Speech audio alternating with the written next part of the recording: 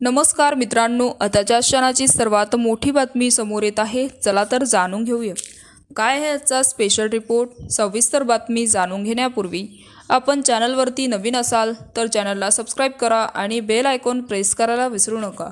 राष्ट्रवादीचे नेते अमोल मिटकरी यांच्यावर हल्ला केल्यानंतर मुख्य आरोपी फरार आहेत। त्यांना अटक व्हावी या मागणीसाठी मिटकरी अकोला पोलीस अधीक्षक कार्यालयास परिसरात ठाम मांडून बसले आहेत। तर पुण्यात पूरग्रस्त भागांनी पाहणी करण्यासाठी आलेले मनसे प्रमुख राज ठाकरे यांनी आज पवारांवर टिप्पणी केली।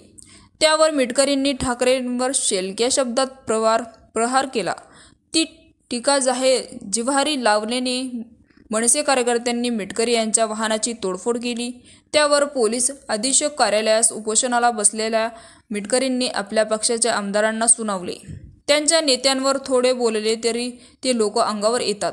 ठिकठिकाणचे त्यांचे नेते धमक्या देत असतात। आमच्या पक्षाचे नेते आमदार मात्र काहीही प्रत्युत्तर देत नाही, अशी खंत मिटकरी यांनी आपल्या पक्षाच्या नेत्यांच्या चुप्पीवर व्यक्त केली।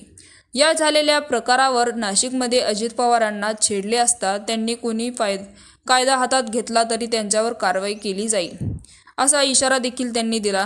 ते म्हणाले की पुण्यात पाहणी करण्यास गेलेल्या राज ठाकरेंनी माझ्याबद्दल काहीतरी भडक वक्तव्य केलं आहे। प्रत्येक पक्षाबाबत आस्था असणारा एक वर्ग असतो।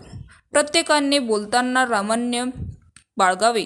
आपल्या महाराष्ट्र सांस्कृतिक आहे, मात्र काही जण कायदा हातात घेण्याचा प्रयत्न करतात। तर मित्रांनो, याविषयी आपलं काय मत आहे आम्हाला कमेंट बॉक्सच्या माध्यमातून नक्कीच कळवा आणि चॅनलला अजूनही सबस्क्राइब केलं नसेल तर चॅनलला सबस्क्राइब करा, बेल आयकॉन प्रेस करा, जेणेकरून असेच नवनवीन व्हिडिओ आणि राजकीय घडामोडी सर्वप्रथम तुम्हाला या चॅनलवरती बघायला मिळतील। तूर्तास धन्यवाद। जय महाराष्ट्र।